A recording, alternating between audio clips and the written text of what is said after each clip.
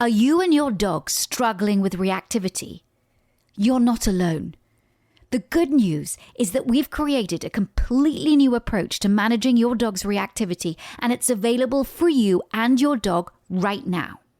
Go to positively.com, click Take a Course, and choose Help Stop Reactivity to enroll in this game-changing online course for you and your dog today. That's positively.com. And now, on to the podcast.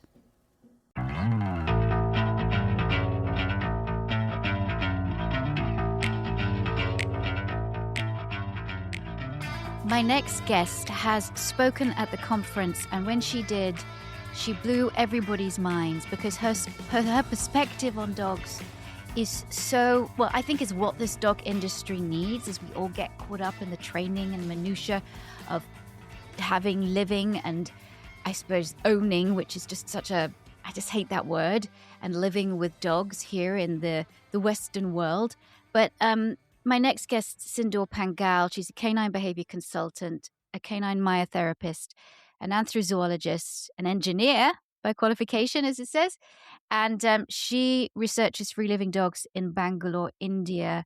She's going to be speaking at the conference, and she'll be exploring the social health of dogs to ensure the well-being of dogs. Obviously, we focus on physical health, don't we, Sindhoor? And then we obviously recognizing the importance of mental and emotional well-being.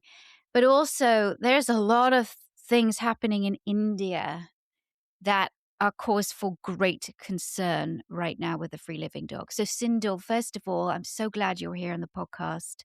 You are just always an absolute listener's favorite. Thank you for joining me, because I know it's late in India. Yeah, thank you so much for having me and making time to talk about this important issue. It's timely, so we had to rush and you had to make this happen. So thank you so much. Okay, now I want to get my facts right here, so I'm just looking, but you have written a great blog, The Dangerous Illusion of the Quick Fix, Why Mass Dog Relocation is an Ecological and Ethical Disaster for India. So if I may, there have been, this is about essentially curbing the spread of rabies. I mean, was that its focus to begin with? No, not really. And I doubt that that's still being looked at, because quite honestly, I think that curbing rabies is something that's top on all of our agenda. And so many of us want this. And removing dogs is not the way to achieve that. In fact, it's quite counterproductive and increases the risk of rabies. And we'll get into that in a little bit. But that was not and does not still seem to be the focus at all. The In August, on the 11th of August, the Supreme Court of India decided on a suo motu action to pass an order to say get rid of all the dogs in New Delhi, which then expanded to all of India. And that was based on a erroneous reporting of a child that died from dog attack. And there have been a lot of questions around that, because it was poor reporting of an incident that uh, may not have been about rabies at all. It was about, primarily, the story is about how she was denied medical care and timely procedures were not followed. But also, there are questions around whether it was really rabies or meningitis. We don't know. And I think that is highly problematic for such a large judgment that impacts so many people and so many lives in such a strong way to be based on just media reports. So the knee-jerk reaction to begin with was that a child had been attacked or bitten and she got rabies? That was the false reporting. Yes, That was the false reporting. So the fact that the idea that the rest of the world had been given, that you've got thousands and thousands of free living dogs that are wandering around with rabies and are going to bite everybody is false. yes. To put it simply, I think the numbers have to be looked at. So India has anywhere between 60 to possibly 100 million free living dogs. But the number of rabies deaths in India in the last 20 years since we started the animal birth control program. So we call it the ABC ARV, which is animal birth control and anti-rabies vaccine. Hmm. So the ABC ARV program really kicked into effect in a substantial way 20 years ago. It's still very problematic the way it is being done, but we've seen more than a 70, potentially maybe even an 80% drop in rabies cases. They're down to somewhere in the 5,000 range for a country of a billion. That is a very small number, and every death, every loss is a painful one. So we should not really reduce it to numbers, but we must recognize what got us from the 20,000 rabies deaths that we were looking at annually down to 5,000. What got us there? We can't ignore that. And what is stopping us from getting to zero is a question that we need to ask. We need to walk paths that have shown proven success, but that is being ignored. And the current action completely ignores all of that. So, what do the government want to do? Good question. I'm not sure they don't know it themselves, which is, I think, big part of the problem because they started out by saying remove them and put them in shelters, Which is just disaster. Disaster. which is where are the shelters? That's the first question we would ask is where are these mythical shelters that you think exist? To which their response was build them in 6 weeks. If anybody has been to India and knows anything about India, we cannot pull that off in 6 weeks. We can't pull that off here. I don't know where one can pull that off.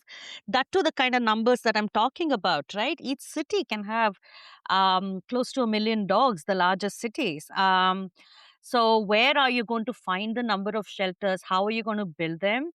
Then there is the question of do we really have enough money to build these shelters? India, given all its problems that it has, aren't there better ways to utilize that money? uh, the running cost of that alone, to we've done the math, the running cost of putting just 10% of the dogs in shelters can be 300 times or more than actually doing ABC ARV and releasing the dogs back, because so much of the dog maintenance cost is picked up by the community. So much of the work is done by the community, really, and this is the only sustainable answer to it. There's a third question, which is if you're going to put all these dogs in shelters, that is a mass housing project, which can be a biohazard region. So you have to have protocols around people who work there and the kind of disease control that we need to put in place, which we don't have the wherewithal for that. So are you going to be now incubating diseases and passing it along? And then, of course, the last part of it, which is really what kind of bothers us so much, is that these numbers that we have got down, the 70-80% drop in rabies, has been a very sustained, slow, diligent process of finding the dogs, sterilizing them and vaccinating them to create 70% herd immunity, which is what stops the spread of disease. Now, if you start removing the dogs that are part of this herd immunity, this sort of a bio buffer around us, and if you remove them, you break that bio buffer, and there is something called as the vacuum effect. So if you every ecosystem has the ability to hold a certain amount of life, so if you rapidly remove life comes back in. And so the dogs are going to be back, but now that these dogs are new, they are not socialized, they are not vaccinated, they're not sterilized, they are likely to bring back disease. We have studies from different parts of the world, especially in Asia and things like that, that show you that if you do a mass removal in a place that doesn't have rabies, you risk bringing back in rabies. Not only because dogs do come back, but in the meantime, other animals like rats and snakes come back. Now, you guys know what happens with a rat infestation, like in a city in New York. You've seen that. Yes. So, if you start removing these dogs, we are going to get into one of those situations, and we're not exactly known for our ability to clear garbage. We are still struggling with that. And in places where we are in close contact with the forest areas, we are also likely to start coming in contact more and more with large animals. And Indian forests have large animals like bears, big cats, panthers, tigers, elephants. snow leopards, so on and so forth. So we start coming in contact with them, risking not only human animal conflict. Humans are terrible with sharing space with animals. So we kill them in terrible ways, but also the spread of disease in both direction. They can bring disease to us, and our garbage, and this has been documented as well, our garbage can carry disease for them, our livestock can carry disease for them, so on and so forth. So you see, the big picture is very complex, and just removing these dogs and putting them in shelters without a plan is, I don't know what's the right word for it. No, well, I think it would be catastrophic. I think Yeah. that is a good word. So the here in your blog, you've written the foundational principle for dog management in India is what you've been talking about: capture, neuter, vaccinate, release, the CNVR strategy. Then you've got the Animal Birth Control ABC Rules 23, which are statutory rules under the Prevention of Cruelty to Animals Act that explicitly mandate that sterilized and vaccinated dogs be released back into the same locality where they were captured. So the government aren't talking about, they're talking about mass removal, zero tolerance for homelessness. I don't know if they're really talking about zero tolerance, because that is, I think even they recognize that we don't have the ability to pull that off at all with 60 million dogs or 100 million dogs. They know that. Right, Um, which is weird why I read that, because if that's what they have been talking about, it's unachievable. it's unachievable, but even the 10% that they're talking about is unachievable. And the 10% that they're talking about is going to increase rabies risk because of the vacuum effect that we spoke about. And so, and you bring up the ABC law in India, the animal birth control law in India, which is the other part that kind of completely surprises us, because um, a suo moto action from the court, there is certain amount of due process that needs to go in, and a suo moto action is only justified when there is a vacuum of law. But there isn't a vacuum of law. India already has law around this. There is no reason for this to have come up. So one wonders, what is the driving force behind this? Is there true intent to address rabies and dog bites? In which case, please look at the data. We have good data, and this is the CNVR process is a WHO recommended process. It's not just in India. This is what is recommended worldwide after having seen success. And given that we are countries with tight budgets, I suppose, um, this is the recommended way for within our budget. And there are ways to speed this up.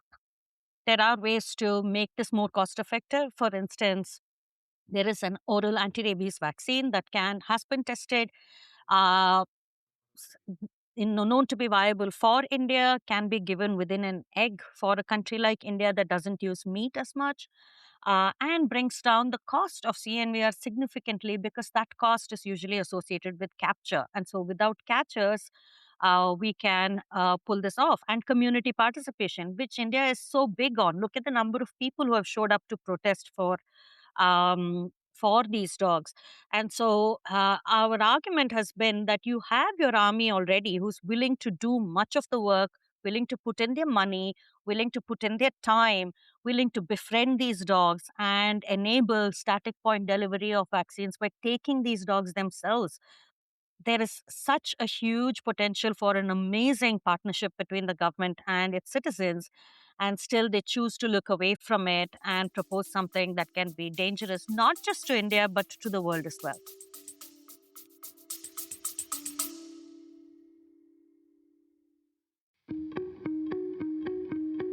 Have you discovered the completely redesigned positively.com yet? When you create a free account at positively.com, you can enroll in fun, accessible, and free online courses to help you and your dog live your best lives together. Join the community completely dedicated to supercharging your relationship with your dog at positively.com today. That's positively.com.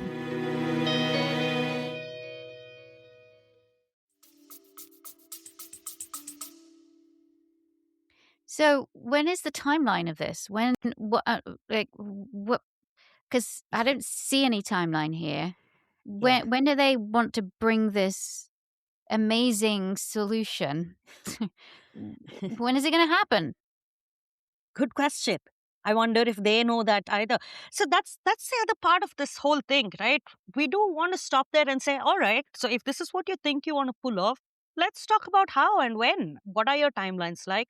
Where is your money? Where is your budget? Let's talk about that, which they also do not want to address. So it really is so poorly thought out, um, and not the way the highest court of a country should be behaving. This is not it, right? We've been at this now for more than 6 months. We've been going back and forth. We've been presenting our cases. But again, you're pointing out all the issues with it, which is how do you plan to do it? When do you plan to do it? Who is going to be doing this? And why? And how is this expected to work? However, the law hasn't been passed yet. The order hasn't been passed yet. The law cannot be changed by the judiciary, but the order hasn't been passed yet. But the problem is, in the interim, a lot of people have decided to take this as a green signal to start acting on their own and start removing dogs. Just about 2 weeks ago, about 500 dogs were killed in one state alone in a span of a single week. Now, the ethics of this apart, right? I mean, this is hugely problematic ethically, but we'll set that aside for a second. 500 dead animals is a biohazard, and this isn't new to the government either. The prime minister of this country, when we had the COVID lockdowns, specifically came out and directed the country to say, don't stop feeding the animals, go out and feed the animals. And the feeders were considered to be providing an essential service. And so they had the essential services card and they were asked to go feed the dogs. And this was because it was recognized that if you start having dogs dying all over the place, it is going to be a huge health hazard for all of us. And this is exactly what they're doing. They're actually doing this themselves. Uh, Begs the question, is anybody even looking at the practicality of this and the impact of this on human health? Having dogs, having free living dogs, the government says for some reason suddenly has become a great point of shame. It doesn't feel like, it doesn't look like a European country or a Western country. And so we need to make it look that way. And that's an optics issue, right? Trying to make a country in the global south look like a European country is just a pure optics thing.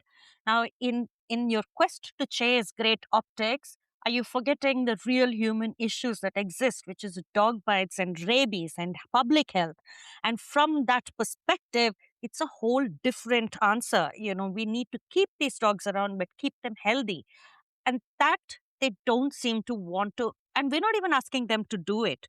We're asking them to follow up on what already exists, hold the states accountable to deliver on something that you've already put in place.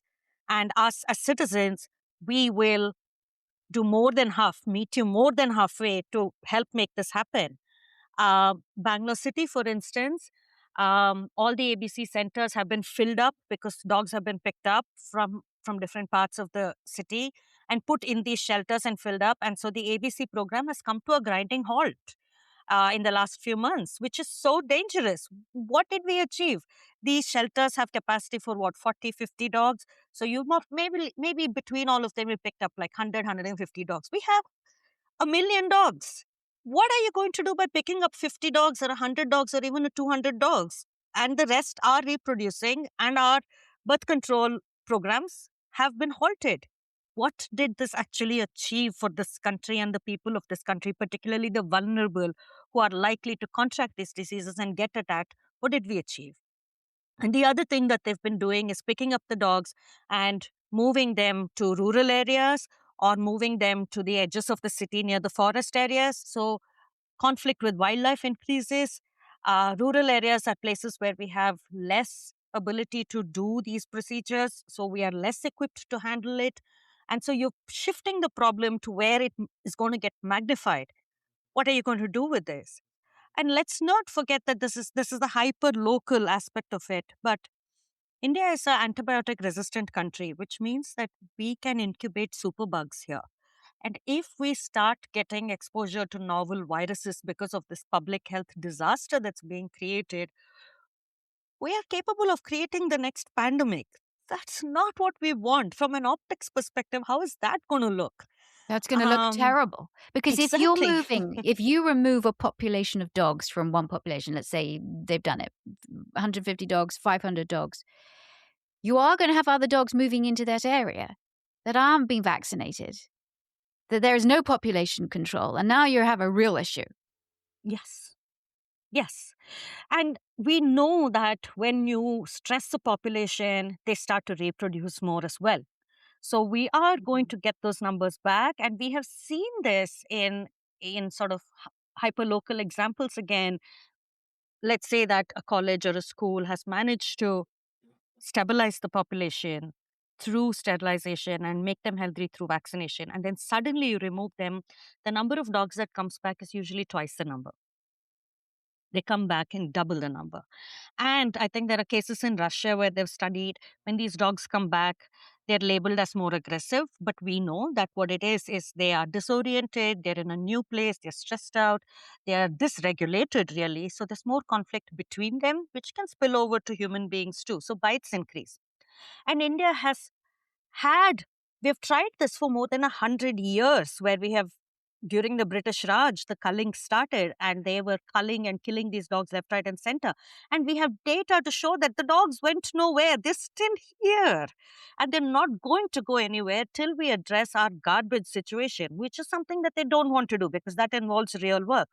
And so this seems to be, they're scapegoating the most vulnerable of the individuals, which is really street dogs or free living dogs. Um, and that is scary.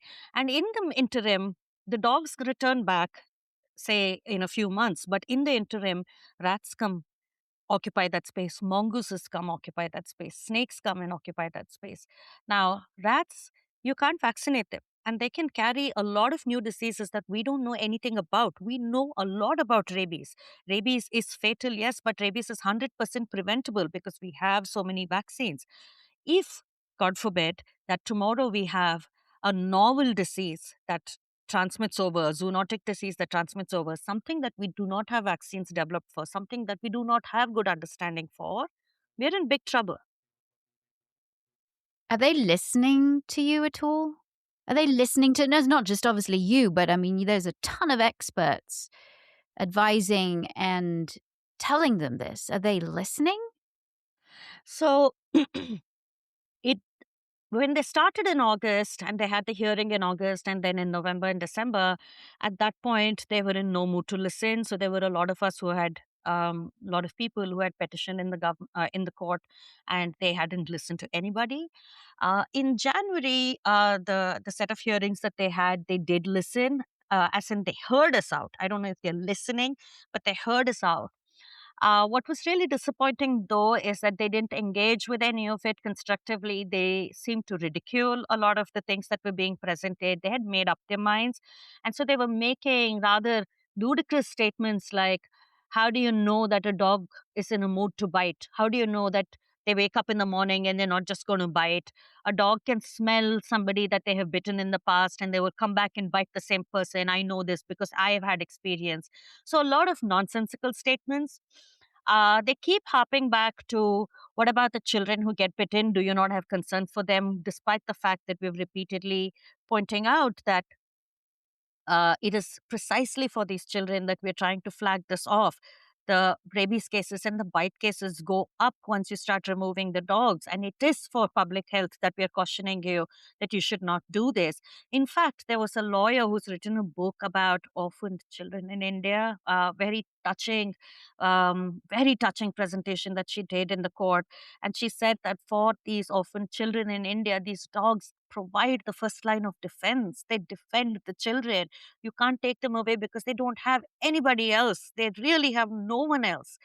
Um, they don't seem to want to understand what is being presented. They were also pointed out that this is a judicial overreach. It is not legal what they're doing. Uh, to which we were met with dramatic silence. And the only lawyers they seem to be engaging with is people who agree with them.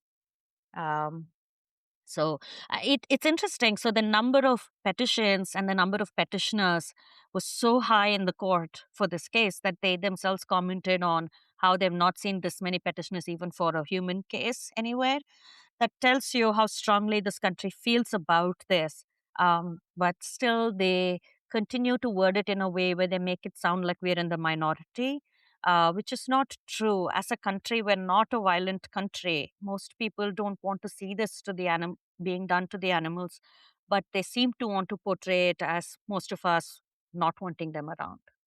So, communities, though, do exist in harmony with these dogs. The community members feed them. My brother-in-law is from Calcutta, and just outside Calcutta, and he tells lots of stories. And my papa, who is his father, um, he tells lots of stories when he lived in India about, and when he goes back, about these animals that are very much part of their community, that they fed them, that they were their alarm systems. I mean, they are, and they cared for them. If they needed medical attention, they got the medical attention. But living with the free living dogs was not a catastrophe. It was something that was kind of a perfect symbiosis in a way. Yeah, it is because this is a country that's very much in touch with the elements around. We have to be. That's the way this country is. So I live in a village outside the city, and out here I do have a rat problem. I do have quite a bit of rats that I'm trying to deal with, and I ask my neighbors around what do we do about it, and they're like, "It's simple. Get cats and dogs. That's Yeah. just it's a no-brainer." We sometimes get larger animals because we're very close to the reserve forests here. And again, dogs are alerters. That's what they were meant to do. That was the very first job they did for humankind many millennia ago. And this is what they do very well. So last night, the three dogs that live on my farm were barking their head off at 2 a.m. And I went to look outside and they were all looking down at one place. So this morning when the workers came in, I said, "Hey, can any of you like get a long stick and move the leaves around?" And sure enough, there was a snake there. Was there? Oh, And they told me that last night. It was annoying to have them bark at 2 a.m., but it was important that they did that job. And Bangalore City itself, there are parts of Bangalore City which have snakes that come in. And so these dogs play a very important role. And therefore they have coexisted. Not everybody is a dog lover in the sense that we see it in the Western world, where we put them in finery and we have expensive food for them and expensive beds for them. That's not necessarily the way dog care works. When it comes to free living dogs, they're often fed on leftovers. The village that I went into, a little dog came in and I tried to pet the dog and she said, "No, no, no, don't pet the dog. That's a street dog and he'll bite you." That's a misconception that she has, and that's okay. But she doesn't see the need to be away from that dog. She runs a little shop, a mom and pop shop, and people who come in there clearly buy something and feed the dog. That's why the dog comes running every time there's a customer at the shop, right? So clearly somebody is feeding the dog there, and she's not upset about it to the point where needs to see the dog removed. She just doesn't interact with the dog. And that's a form of coexistence too, where we say, "Okay, that's your lane, this is my lane," and we don't have to get upset that you exist. Of course, in communities, there is going to be a difference of opinion. There's going to be that one or two people who hate these dogs, are mm. terrified of them. Really, I shouldn't say hate. I think it's Yeah, coming they're from fear. scared. They're Yeah. scared, and that presence as hate. And they can be very loud and vocal, and that's what tends to happen. Their voices carry the most. It's the silent people who really don't feel one way or the other, and that can create friction between those who are caring for the dogs and those who are terrified of them. And what this country needs at this point is a certain amount of education to both these parties on how to bridge that gap and how to repair communities.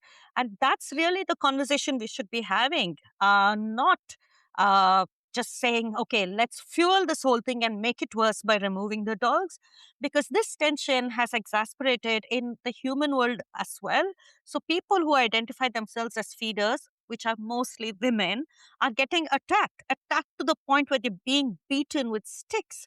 And so it's a women's safety issue as well that has come up. And so you're polarizing this country based on what? To remove 10% of the dogs who are going to be right back. My mind blows at this.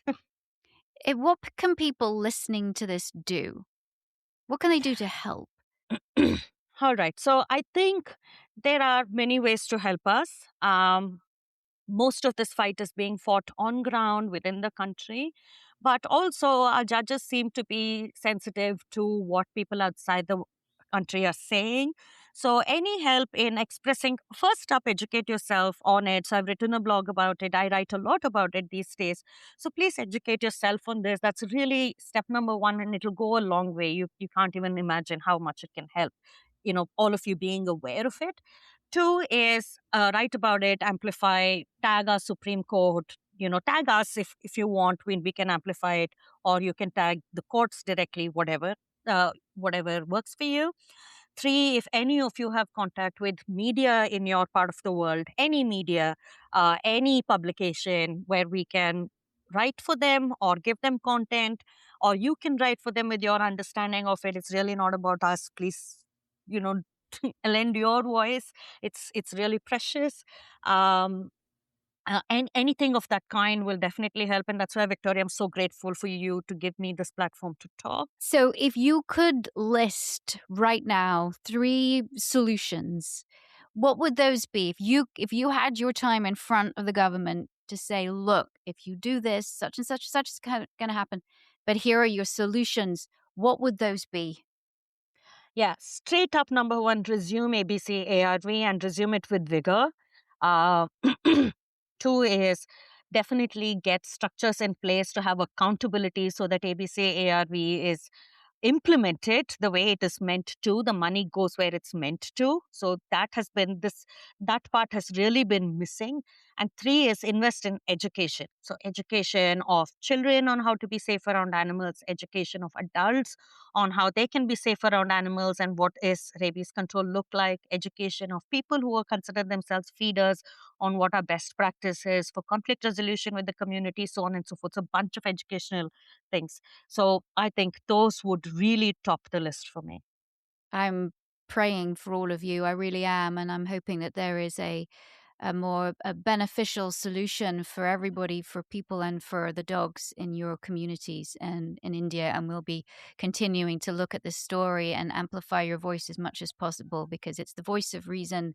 And I hope that people hear it. We're going to take a quick break, and I'll be back with Sindhoor. And we're going to be talking about the exploring the social health of dogs. We'll be right back.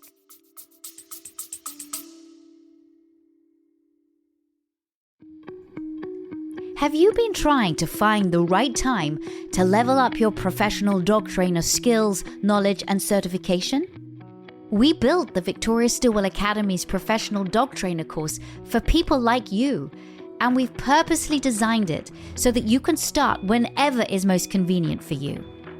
Or are you looking for how to begin as a professional dog trainer and don't know where to start? The Dog Trainer course guides you through the learning process from A to Z, delivering a powerful yet flexible experience, resulting in VSA's prestigious Certified Dog Trainer certification. Or maybe you're already a trainer, but feel there are a few holes in your skills and knowledge. VSA's flagship course contains all of the knowledge and skill-based assessments via your own dedicated faculty advisor to mentor you through the course and help build your confidence to be an elite dog training professional.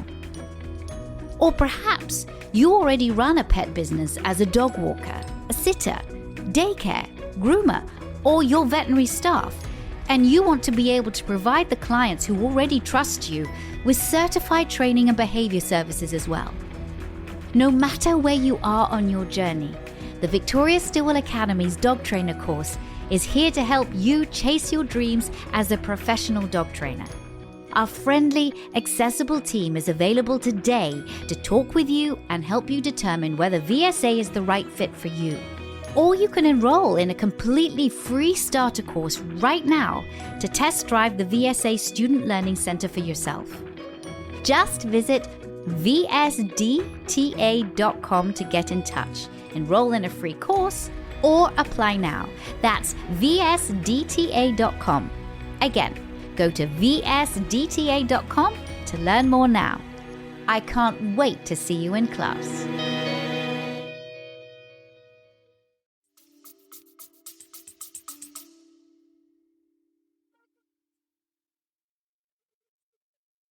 I'm back with Sindhoor Pangal. We've been having a really quite a devastating conversation, actually, but something that I really wish the government would listen to the experts. But as usual, governments have their own agendas. It's really, really difficult.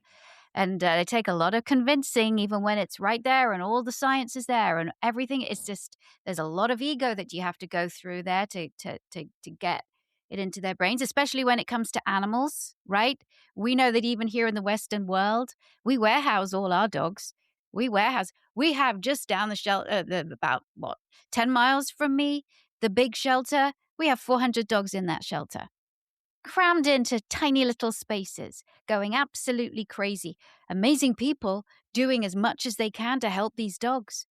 And then they're adopting these unsound dogs out into the communities. And these poor, poor dogs that didn't ask to be there, that humans have failed them in some respect. That's what warehousing does. Warehousing causes not just, physical discomfort, but emotional trauma and abandonment. And it takes a lot when these dogs do get adopted, if they're lucky enough to be adopted, because a lot of them end up not being adopted. They're euthanized. If they do it takes them a long time to acclimate to new environments. And it's terrible when you go to the shelter. And again, I'm not dissing those people who work there because they are trying their best.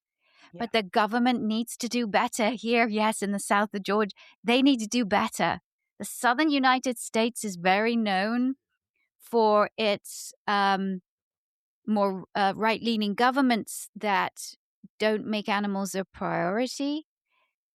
But there are some guiding lights, I have to say, certainly in our state legislature here, that that are very supportive of animals and the issues that we have here, and want to see life better for them, because obviously it's better for the taxpayer, because we're paying a whole load of money for these shelters to warehouse these dogs.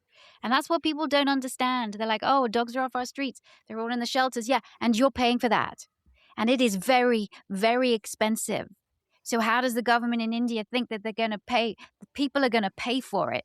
Everybody needs to be up in arms about this, because it all comes back to the taxpayer.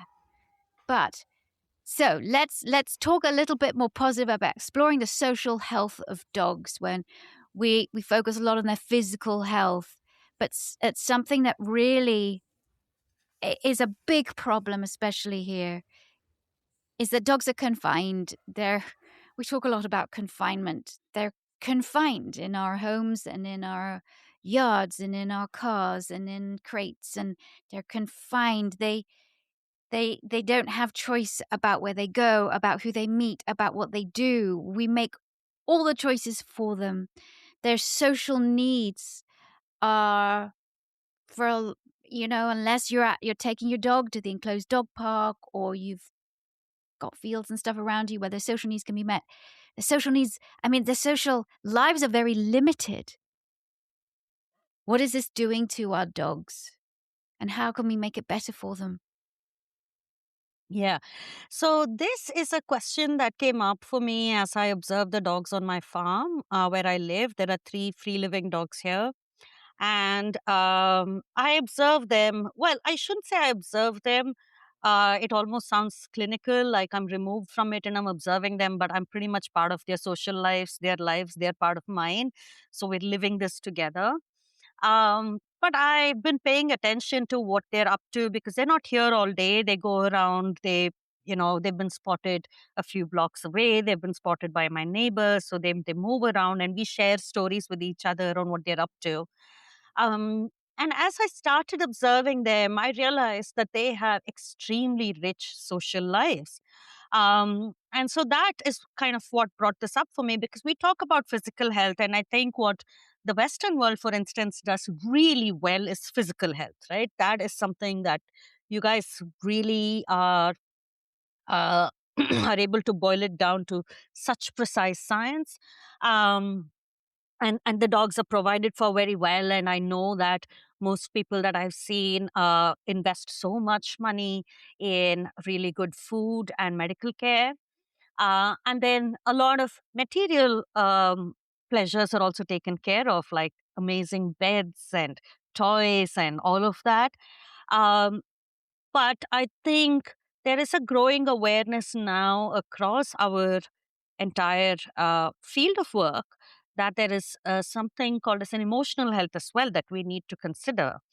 It's not just physical health that's not just adequate, because when emotional health is poor, you get so-called bad behaviors or problem behaviors. They start presenting themselves to us as the dog peeing all over the place, or biting, or ruining things, or destroying objects, and fighting with each other, and so on and so forth.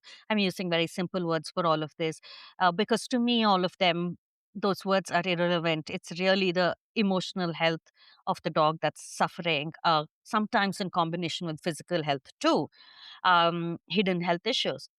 But then it also got me thinking that there's another aspect to it, which is also social health, which is not just whether you are.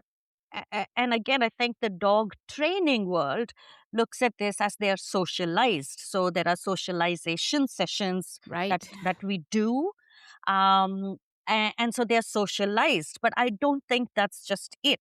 I think so. So when the question that I was kind of grappling with and I was looking at is, what kind of social interactions do these dogs engage in? And I observed them, and I began to realize, oh my God, this is just amazing. They do a lot more than just go to a park and romp around with a couple of dogs that they've never been with, maybe, and come back and have behaved well. So this almost feels like a posh party to me, right? Like a little do where you go there and you're well dressed and you have like your flute and your wine, and you're well behaved and you're well spoken. But that's not social life for us. Social life is a lot more. It's messy, it's dynamic. There are positive and negative experiences, uh, and when I started looking at the dogs, I realized that they have that too. But the only ones that we seem to permit as part of socialization is the flute in hand, well dressed, well behaved, at the party kind of a thing. You go to the dog park, you followed all the cues, you have returned to me when I've asked you to return. Everything is perfect, and that is the only thing that's acceptable. And if you don't do that, then off you go to some kind of training, or some behavioral intervention. So I felt like asking the question of, what, when you let dogs be and let them live their lives the way they want to, what do they engage in? And how can I present that to an audience? And this is not with an intention of, hey, I think you should do ABCD. So please expect that people who come to attend the talk are not going to go back with any actionable items, but they're going to go back with thoughts that's going to keep them up at night, to say, okay, how else should I be looking at this? How else should I be looking at the social life of the animal in my house? That's really kind of the thought process that's behind this. So, social life, right? You're right. Here in the United States, and especially in cities where leash laws are very strict, um, more so than in the UK. But really, dogs can only have that romp around and that play in enclosed spaces, dog parks. So there's this whole thing right now in America that's becoming very popular, and it's where dogs and their people go, and there's coffee bars, and there are quiz nights, and there are music nights, and people go socialize whilst their dogs play. Every so often there's a scrap, but they socialize, have a drink, and their dogs play. And people do this pretty much maybe like 1 time a week, 3 times a week. I have friends that like to go almost every day because this is the place where their dogs are socialized. The problem with that is that, and I hate to be the naysayer and see all the issues of it, but when I go and they're all having their drinks and having a good old chat and a good old social time, because dogs are great for socialization for people. But when I see it, these dogs, some of them are just like go-getters. We're just going to go and romp and just have a best time. We're going to be exhausted. But a lot of them are trying to get away. They are patrolling almost the edges of the dog run. They keep on coming back to mum and dad and they're ignored. So they kind of look lost. And it's really interesting because obviously the the most people don't see that. They don't recognize it. They don't see it. And you feel like you're the killjoy, especially if I have a client that I'm going to see how their dog is and I'm like, "Ooh." I feel like the killjoy because I'm like, "I don't think that this is the best place for your dog." Yes. How messed up is this? Of because this is the Western what this is what we do in the Yes. cities here. Yes. And I think that this is why I love having these conversations about dogs, right? Because they keep leading back to questions about ourselves, and it gives you great opportunity to get very introspective about yourself. Because this idea of socialization, where we're all very well dressed, it's very Instagrammable, it's just, we're all behaving beautifully, we've all said the right things, and if we have not, we are staying up all night saying, "Did I say that one thing wrong? This one thing wrong?" And just trying to curate this perfect experience.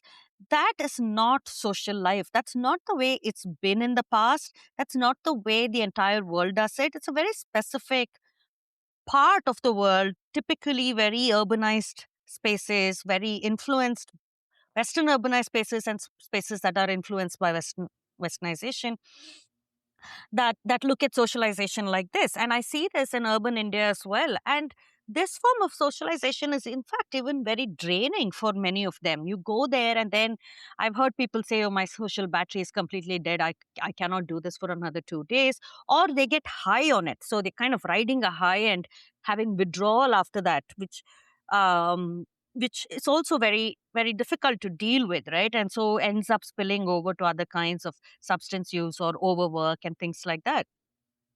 I think we need to understand that social connection comes in many different forms.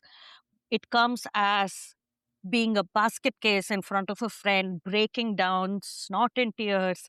It comes as having arguments and disagreements, not wanting to see their face for a while, and then figuring out how to make peace again.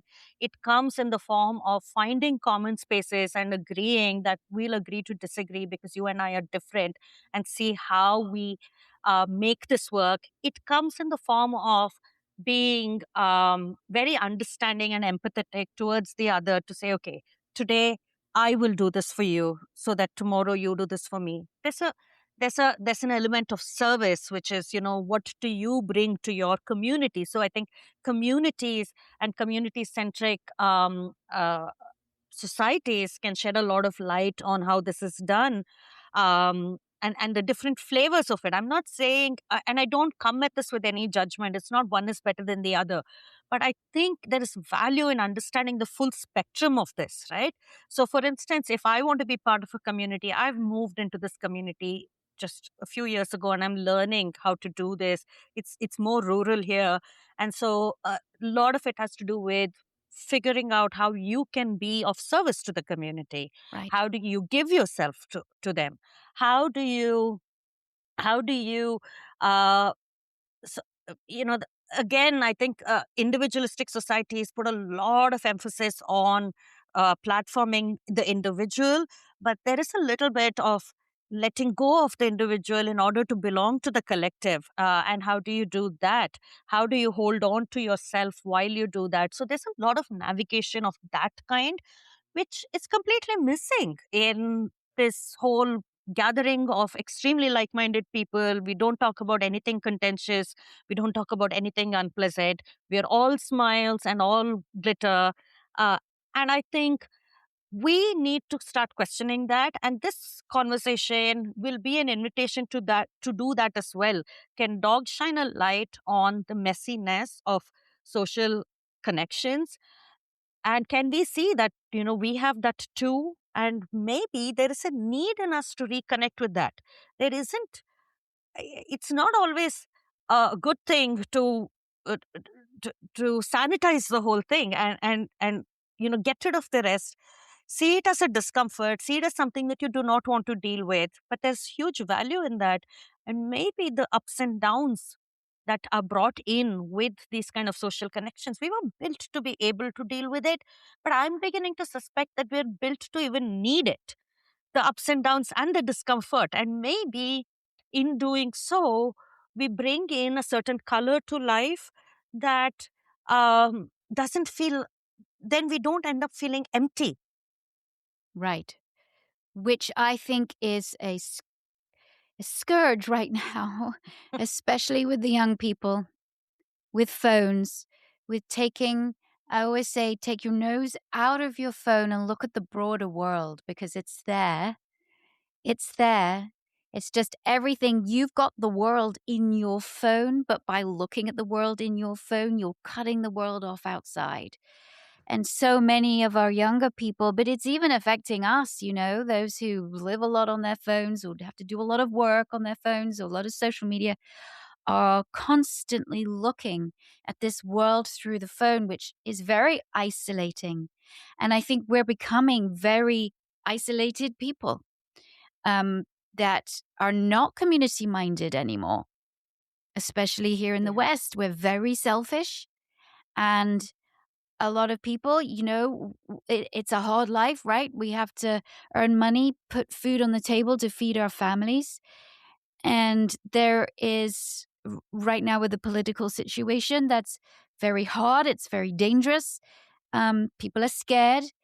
And so that having the space and the desire and the ability to connect with your community is becoming very foreign to people. Yeah. Even those of us who had community when we were younger, but now community is shrinking. And to also understand that community does change throughout life, right?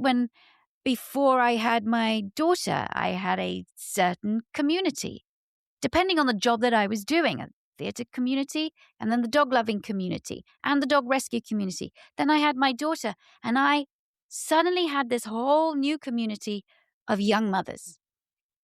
And growing up, and then at school, and then you meet people at school, and then parents at school, and then something horrible happens because at 18, that thing that you cherish and that you love and you've poured your life into suddenly goes to college or they go to work or they leave you. And then you're left bereft because your community goes. People move away. Kids don't come around to your house anymore. Your kid is gone. You don't see them.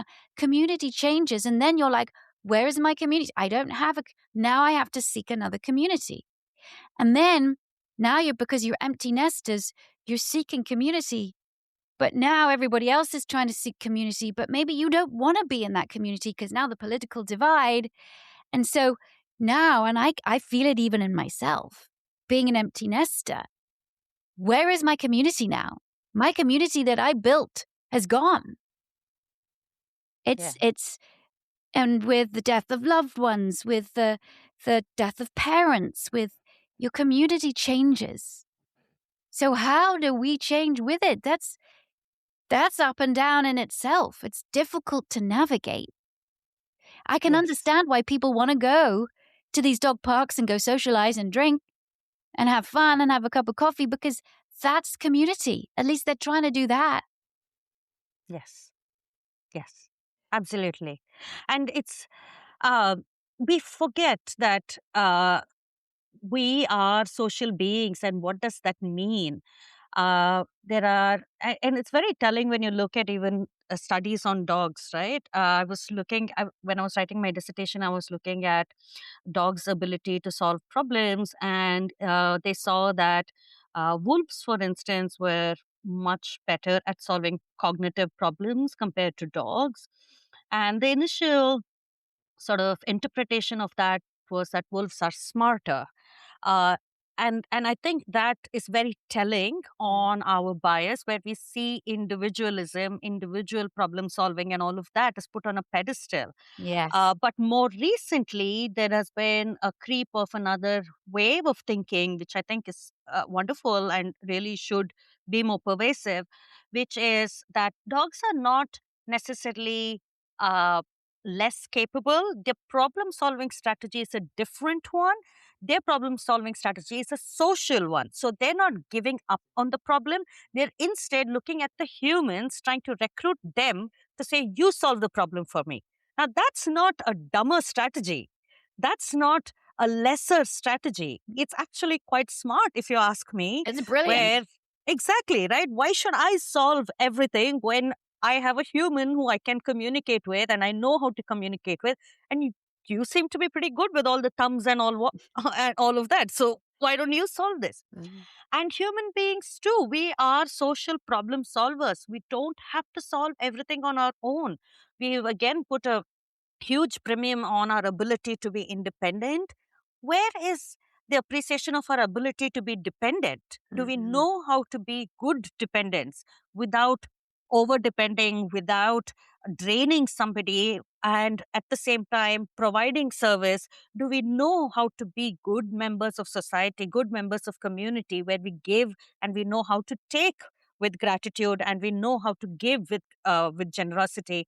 I think those questions have been lost, and have to. And as adults, because most of us now who are having this conversation and are listening are well into our adulthood, so we have to kind of figure this out on our own, and we don't have elders to kind of teach us this. So we have to crack this on our own. And like you said, some of us are probably coming out of a community that naturally happened, and now we're in a vacuum.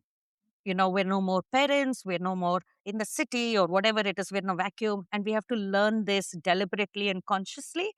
Maybe in doing that for ourselves, we can start understanding our dog's social needs. And Mhm. maybe in academically trying to understand a dog's social needs, we can understand and recognize our own.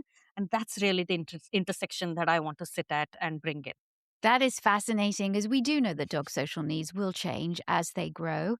And I'm so excited for your presentation. If you want to come and listen to Sindhoor Pangal, then the Dog Behavior Conference is April the 17th to the 19th.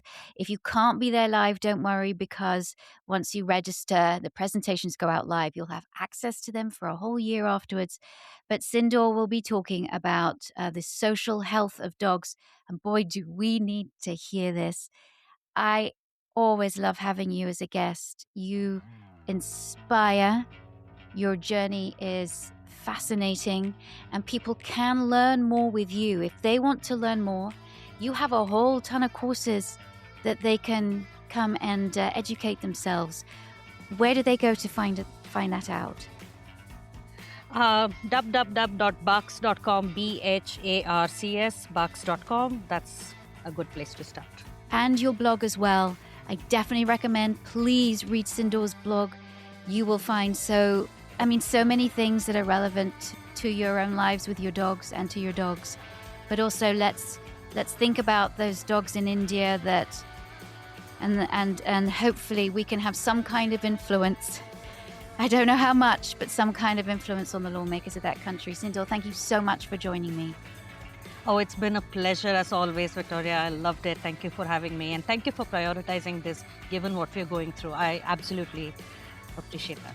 You're very welcome. Well, thanks for listening, everybody. And I'll see you again on another podcast. Take care.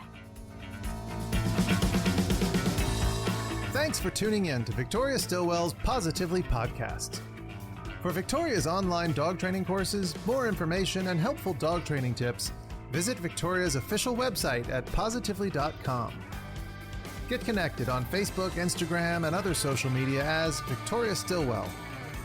Learn to become a professional dog trainer with the Victoria Stilwell Academy at vsdogtrainingacademy.com.